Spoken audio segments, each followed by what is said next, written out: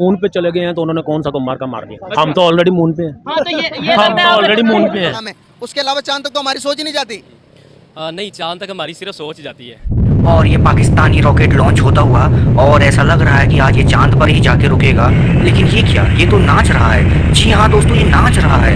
Oh no, ऐसा लग रहा है कि ये रावलपिंडी में ही लैंड कर जाएगा और ये कर गया। ये निस्वार्थ पहुंच गए। मानते हैं कि नरेंद्र मोदी वर्ल्ड के बेस्ट लीडर हैं? नहीं सर, नहीं मानते। अपने से दूसरे को अच्छा मानना चाहिए ना? मैं वो इज्जत पसंद नहीं करता अपनी, जो एक गैर मुस्लिम को खुश करने में मुझे इज्जत मिले। सर अल्लाह ने उनको इज्जत दी है। अल्लाह ने तो इज्जत दी है, वो अल्लाह को फिर मानते क्यों नहीं? पाकिस्तान क्या कर रहा है? देखें, ये इंडिया को 76 साल लगे चांद के ऊपर अपना झंडा लगाने में, और अल्हम्दुलिल्लाह हमने 76 साल पहले झंडे के ऊपर चांद लगा दिया था।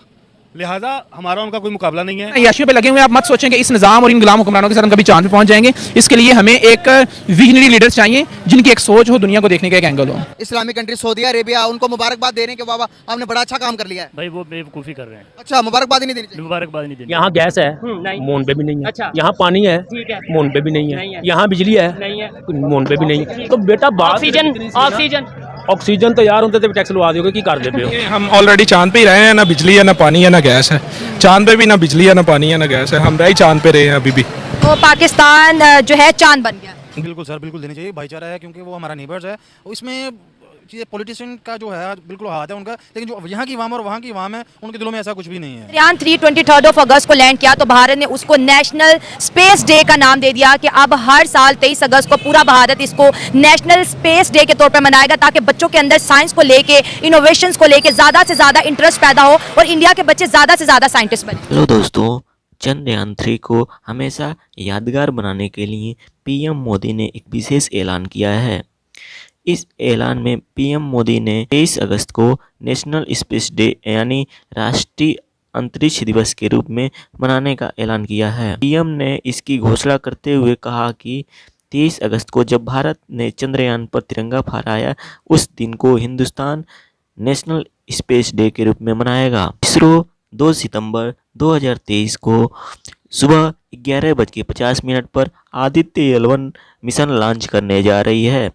यह भारत की पहली अंतरिक्ष आधारित ऑब्जर्वेटरी लॉन्चिंग हरिकोटा के सतीश धवन स्पेस सेंटर से की जाएगी। यह पृथ्वी से लगभग 1.5 मिलियन किलोमीटर दूर है। आदित्य L1 को उस बिंदु तक पहुंचने में 120 दिन यानी 4 महीने लगेंगे। सौर अवलोकन के लिए यह भारत का पहला अंतरिक्ष मिशन होगा। आदित्य L1 मिशन का लक्ष्य L1 कक्षा के सभी ओर से सूर्य का अध्ययन करना है। सिर्फ इसलिए ताकि जो सैटेलाइट्स रिवॉल्व कर रहे हैं अर्थ के अराउंड, उनमें वो वार हेड्स, उनमें वो जो है वो न्यूक्लियर वार हेड्स का यूज़ करें। इन केस कभी किसी कंट्री के साथ कोई कन्फ्लिक्ट हो, कोई वार हो, तो वहीं से उस कंट्री के ऊपर डायरेक्ट जो है वो सैटेलाइट के जरिए से जो है वो अटैक कर दें। चंद्रयान 3 की कामयाबी के बाद इसरो ने अपने अगले नए मिशन की तैयारी कर ली है। आदित्य L1 सितंबर 2023 में लॉन्च किया जाएगा और ये इंडिया का पहला सोलर मिशन होने वाला है, जिसमें इंडिया सूरज की स्टडी करेगा और इसकी टेस्टिंग का अमल भी शुरू हो गया है। और कहा जा रहा है कि चंद्रयान 3 से ज्यादा मुश्किल मिशन होने वाला है। सूरज की स्टडी तो पहले हो चुकी है, वो उस पर आगे क्या स्टडी करना चाह रहे हैं? ये तो अब जाएंगे तो पता चलेगा कि क्या स्टडी करना चाह रहे हैं, लेकिन ये पता है आदित्य L1 के नाम से वो अपना सोलर मिशन लॉन्च करने वाले हैं एंड ऑफ अगस्त या स्टार्ट ऑफ सितंबर। मगर ये तो फिर अच्छा प्रोजेक्ट है, अगर हो जाता है तो। सूरज पे जाना बहुत मुश्किल सी बात है, तो मेरे ख्याल से ये नामुमकिन है, लेकिन अगर वो करते रहे, जिन्होंने पहले जिस तरह उन्होंने काम किया है, अगर वो करते रहे तो वो जा भी सकते हैं। ठीक, पड़ोसी हैं, लेकिन जो है ना मुबारकबाद किस बात की दी जाए? ये चांद पर जाने की मुबारकबाद। चांद पर जा रहे हैं तो पहले इस्लाम पर तो आ जाएं। इस्लाम तो मुसलमान नहीं ना, मुसलमान नहीं है ना, तो चांद पर वो क्यों जा रहे हैं? तो मुसलमानों ने थोड़ी खरीद लिया। तो हम ये कहते हैं कि यार अगर चांद पर जा रहे हैं तो पहले उसकी रिसर्च करें, इस्लाम की बात करें। कुछ चांद पर जाने के लिए वो तो चांद पर तो रिसर्च करके चांद पर गए होंगे। जी जी, लेकिन मैं ये चाहता हूँ ना कि चांद वो है एक मोर्जा जो नबी पाक सल्लल्लाहु अलैहि वसल्लम ने इशारे से चांद के 2 टुकड़े कर दिए थे। वो चांद है, हर बंदे को पता है। और नबी पाक सल्लल्लाहु अलैहि वसल्लम कौन है? वो अल्लाह के एक ख़ास बंदे हैं, वो एक रसूल है। देनी चाहिए। अच्छा, मतलब वो दुश्मन है, उसको भी मुबारकबाद देनी चाहिए। दुश्मन है वो एक तरक्की कर रहा है ना, ये हमारी मुल्क के लिए एक लम्हा फिक्री है कि हम कहाँ पे बैठे हैं। सोचने वाली बात है ना। यहाँ हम लोग बिजली, गैस और पानी से नहीं बाहर आ सकते, तो हमने और क्या करना। आप ये देखें, हमारे मुल्क में सारी टेक्सटाइल मिल्स बंद हैं, हमारा बेसिक मेरा प्रिंटिंग का काम है और हम डिफरेंट मिल्स के साथ काम करते हैं। फैसलाबाद सारा टोटल बंद है, कितनी टेक्सटाइल बंद हो गई है, कितने लोग बेरोज़गार हो गए हैं। लेकिन हमारे हुक्मरानों को बस ये आप देख सकते हैं सिग्नल्स फ्री हैं इस टाइम। क्यों गवर्नर हाउस के साथ कोई 150-200 गाड़ी खड़ी है, किसी का प्रोटोकॉल गुजरना है, किसी टाइम भी उन्होंने बंद कर देना सारा। यहाँ वहाँ को 300 रुपये लीटर पेट्रोल मिल रहा है और वो जो सैकड़ों गाड़ियाँ चल रही हैं उनका कौन वाली वारिस है, उनसे कौन हिसाब मांगेगा। इलेक्ट्रिसिटी का बिल्स देख लें कहाँ पे आ रहे हैं। अब मेरी सपोज कल 50,000 पे है, मुझे 50,000 बिल आ गया, मैं क्या करूँ, घर वालों के बिल दूँ? देखने वाली बात है ना, दुनिया कहाँ पहुँच गई और हम कहाँ पे बैठे हुए हैं। सर एक तो ज़मीन से सूरज का डिस्टेंस भी बहुत ज़्यादा है और फिर डेफिनेटली एक जो हीट का अमल है उसे क्रॉस करते हुए इतने दूर जाना बहुत मुश्किल हो जाएगा। और कहा जा रहा है कि ये मून मिशन से ज़्यादा टफ होने वाला है और इस पर खर्चा जो भी बताया जा रहा है इसकी कॉस्ट वो 370 करोड़ बताई जा रही है। इंडिया के लिए तो ये बजट जो है इस टाइम कुछ भी नहीं है, क्योंकि इंडिया जो है वो 5th इकॉनमी बन चुकी है, दुनिया की सबसे 5th इकॉनमी है। तो बजट का तो उनको इशू नहीं है। रही उनका ये सक्सेसफुल होगा या नहीं होगा, इस पे मैं, क्योंकि मैं स्पेस साइंसेज का स्टूडेंट नहीं हूँ, तो मैं आपको एग्जैक्ट वो चीज़ें तो नहीं बता सकता, लेकिन मैं दुआ गो हूँ कि वो इसमें कामयाबी हासिल करें। इंडिया चांद पर चला गया और Dubai, Islamic country, Saudi Arabia, उनको मुबारकबाद दे रहे हैं कि बाबा आपने बड़ा अच्छा काम कर लिया है। भाई वो बेवकूफ़ी कर रहे हैं। अच्छा, मुबारकबाद ही नहीं देनी चाहिए? मुबारकबाद नहीं देनी। क्यों नहीं देनी चाहिए? क्योंकि वो कौन सा हमारी तरह मुसलमान है। मुसलमान को मुबारकबाद दे तो बंदा समझता कि यार ये हमारा मुसलमान भाई है। जब अब एक मुल्क तरक्की कर रहा है, एक मुल्क चांद पर जा रहा है, चाहे वो नॉन मुस्लिम भी है, तो भाई उनको अप्रिशिएट तो करना चाहिए। बेशक करें, लेकिन जो है ना, मुबारकबाद देने का मुसलमानों का या मुस्लिम कंट्री का कोई हक नहीं है। क्या कह रहे हैं? मुसलमानों और मुसलमान कंट्री जितनी भी हैं उनका कोई हक नहीं है कि वो मुबारकबाद पेश करें। मतलब मुबारकबाद सिर्फ और सिर्फ मुसलमानों को देना चाहिए, नॉन मुस्लिम को नहीं देना चाहिए? जी, जो यानी कि वो गैर मुस्लिम है ना, वो चांद पर गए हैं, उनको गैर मुस्लिम मुबारकबाद पेश कर सकते हैं, लेकिन मुसलमानों का कोई हक नहीं है। अच्छा जी, तो ये कहाँ पर लिखा हुआ है? लिखने की बात नहीं है, ये मैं अपना मेरा ईमान है ये। देखिए, मेरा ख्याल है एक आम आदमी के लिए तो ये असेस करना इतना आसान नहीं है कि कर पाएगा या नहीं कर पाएगा, लेकिन इंपॉर्टेंट चीज़ ये है कि उन्होंने अपनी सारी नेशन को हाई हील्स पे रखा है। एक मिशन के बाद उन्होंने दूसरा मिशन लॉन्च कर दिया है और उनको ये अवेयरनेस दी है कि भाई हम we are on it and we want to achieve whatever we can, और जिससे हमने अपनी पूरी दुनिया में अपना नाम रोशन करना है। देखें, ये इंडिया को 76 साल लगे चांद के ऊपर अपना झंडा लगाने में, और अल्हम्दुलिल्लाह हमने 76 साल पहले झंडे के ऊपर चांद लगा दिया था। लिहाजा हमारा उनका कोई मुकाबला नहीं है। अगर आपको नहीं यकीन तो अभी चले मेरे साथ वागा, टांग देख लीजिएगा। अगर हमारी टांग उनसे इतनी ऊपर ना हुई तो बात कीजिएगा, चांद पे जाना कौन सा बड़ी बात। पाकिस्तान 77 सालों का हो गया, आपको लगता है कि हम भी कोई मून मिशन कर पाएंगे, या हमारे मुल्क में भी इंडिया जैसी एजुकेशन होगी, हमारे मुल्क के साइंटिस्ट वो करके दिखाएंगे जो आज तक दुनिया में किसी ने नहीं किया? एक सिंपल सी बात है, मैं आपको बता देता हूँ कि हम छोटे छोटे होते थे तो हम सुनते आ रहे हैं कि हमारा मुल्क जो है वो नाजुक सूरत हाल से गुजर रहा है, और आज देख लेंगे, मतलब एक बात है, हमारे बच्चे हो गए हैं और आज भी हम यही सुन रहे हैं कि हमारा मुल्क जो है वो नाजुक सूरत हाल से गुजर रहा है। आपके सामने है कितने ज़्यादा लोग जो है वो मुल्क छोड़ के जा रहे हैं, तो सिर्फ क्या वजह, यही वजह, इसी वजह से जो है ना लोग मुल्क से बाहर जा रहे हैं। अब इंडिया जो है वो चांद पर पहुंच गया और Dubai, Islamic country, middle east जो भी हैं, जितनी भी इस्लामिक कंट्री है, वो उन्हें मुबारकबाद दे रही है। क्या दिन ये निस्वार्थ पहुंच गए, पठान निस्वार्थ पहुंच गए, चांद पे पहुंच गए।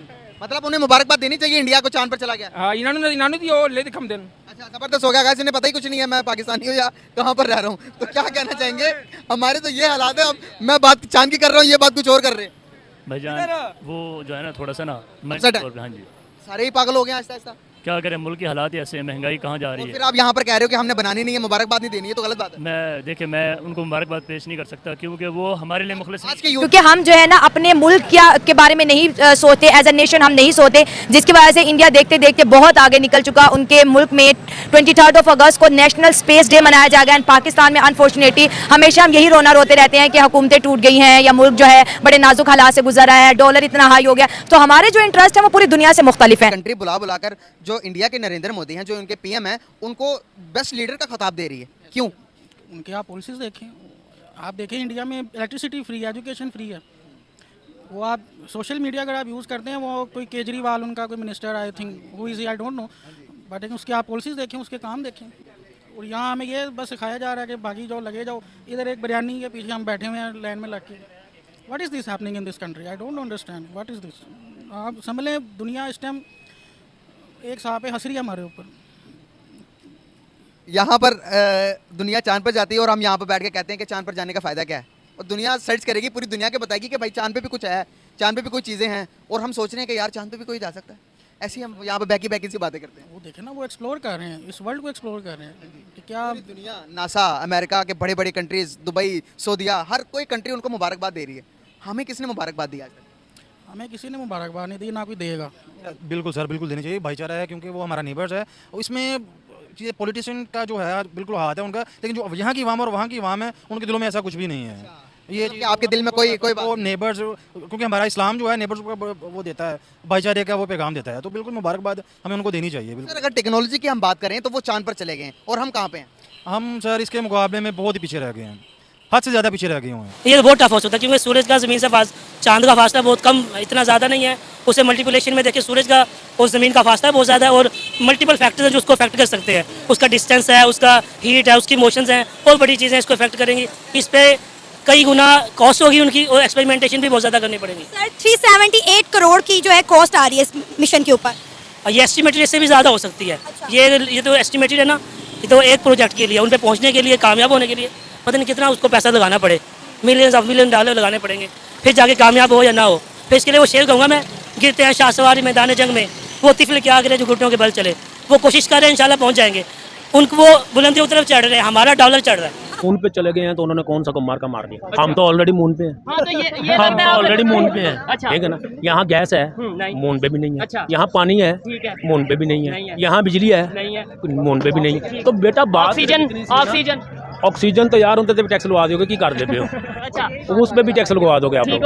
छोड़ दो इस बात को। रिस्पेक्ट कौन से लीडर की ज्यादा वर्ल्ड वाइड के अंदर, हमारी ज्यादा या फिर उनके पीएम की ज्यादा? नहीं सर, ये हमारे वो इमरान खान की थी ज़्यादा, पूरे ऑल ओवर वर्ल्ड में इमरान खान की थी, लेकिन अब उसके भी हालात वो आपके सामने हैं बिल्कुल। वो उन्होंने पकड़ के उसको अंदर कर दिया हुआ है। जो मतलब ये कि अभी रिस्पेक्ट इंडिया के पीएम की ज्यादा? नहीं सर, नहीं उनकी नहीं। फिर उनको दुबई बुलाकर, उनको यूएई बुलाकर पूरे अपने मुल्क का सबसे बड़ा अवार्ड देते हैं। अभी ग्रेस ने भी आज बुलाकर उनको अपने मुल्क का सबसे बड़ा अवार्ड दिया। क्यों सर? ये अब पॉलिटिशियन से जाने, ये पॉलिटिशियन की आती जाती है, लेकिन वो चीज़ होनी नहीं चाहिए। सर क्यों नहीं होनी चाहिए? सर उनका ये पॉलिटिक्स में, मैं सॉरी इसका वो नहीं रिप्लाई कर सकता, ये तो पॉलिटिक्स ही है हमारी।